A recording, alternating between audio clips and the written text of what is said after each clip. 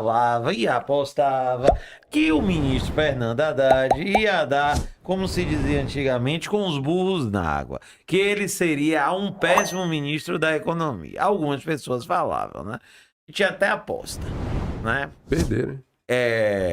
Mas perderam feio, porque, inclusive, é dos ministros de Lula, e aí é muito pessoal essa opinião, acho que é o que tá, um dos que tá saindo melhor aí.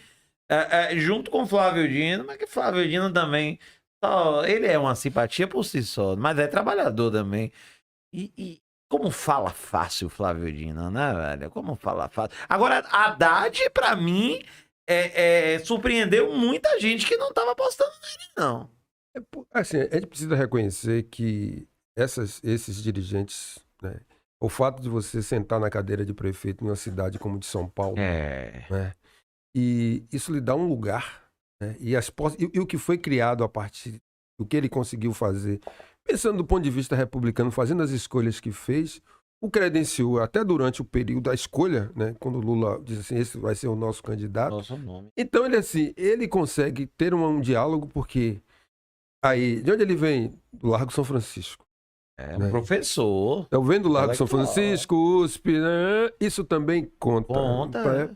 Preparado. E preparado do ponto de vista de também saber fazer as pontes com esse mercado, né? Agora, por um outro lado, a gente diz assim, economia, na sua análise, você junta 10 economistas, são 20 opiniões diferentes. Total. Então, você tem as questões de interpretação também, tem as escolhas que são feitas, né?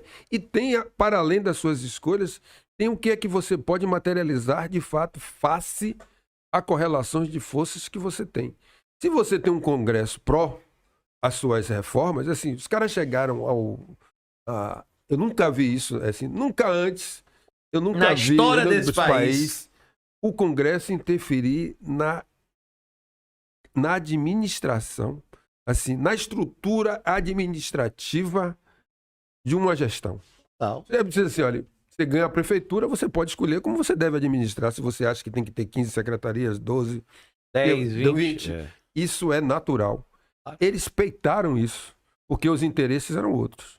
Eles dizem assim, olha, vamos colocar o dedo aqui enquanto você não garantir as nossas emendas, do jogo da política. Que é do jogo, senão você não governa. Senão você não vai governar. Eles chegaram a esse limite. Então a gente percebeu o tamanho que se tem lá, e o quanto você vai ter que se desdobrar, vai ter que virar água. Diz que água, quando tem força, ela parece uma tromba. Rompe, E quando não tem, você fica se esgueirando para lá e para cá. Não sabe pra onde vai. Saber jogar agora. O fato de você ter uma liderança, né? E essa capacidade de estadista que tem Lula, ele consegue fazer essas possibilidades, essas esculações que são necessárias, né, para viabilizar esses interesses econômicos, que sejam os interesses econômicos da nação. Porque nós temos parte dessas elites que sempre viram esse país, como bem assinalava lá atrás, Caio Prado Júnior, que olhava assim, essas elites sempre enxergaram esse país como um grande negócio. E tem aquelas que continuam governando, né, de costa para esse país. Elas não se reconhecem nessa população. Como elas não se reconhecem nessa população, ela acha que elas são descendentes de europeus, norte-americanos ali, né? E essa forma como eles se olham de costas para esse país, isso interfere diretamente nas condições de vida dessa população. Nós não podemos ter um país com mais de 30 milhões de pessoas passando fome, né? Em situações de extrema pobreza. Em um país que... O Brasil não é um país pobre. Voltou para a rota da fome. Isso foram escolhas políticas que foram feitas. Isso é verdade. Né? E quando chegou ao final, disse assim, não, agora a gente vai furar o teto de gastos. Então, o teto de gastos era uma ficção onde aquilo foi construído e mesmo assim, no arcabouço fiscal, você vai observar que tem limites. Né? Eles foram...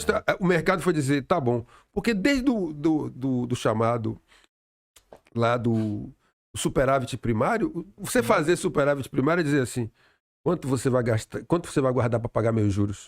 Porque vai ter dinheiro para guardar para pagar? Eles não querem que pague dívida. Não. É os juros da dívida. É com isso, a rolagem da dívida, pagar os juros é o que mantém a banca. né? Então você tem esse capital financeiro, essa financiarização da economia, esse capital que dá a volta ao mundo e sem produzir absolutamente nada. Onde é que isso se materializa? Eu digo assim, olhe essa financiarização dos times de futebol.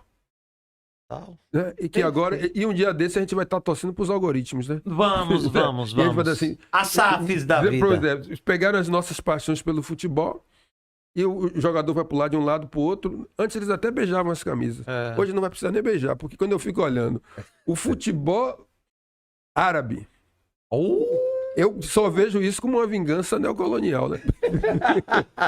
Porque antes eles já dominavam os times europeus, tudo na mão deles. Total. E agora eles fazem assim, a gente cansou de brincar disso, agora eu vou levar tudo isso aqui para brincar dentro das Arábias. Da minha área. E vou fazer um campeonato aqui, assim, aí, jogadores. Com o Cristiano Ronaldo, com o Neymar, com todo mundo. Benzema, Tô indo, levou. Aí você faz, é paixão que move? Não. Não, é o dinheiro. Então,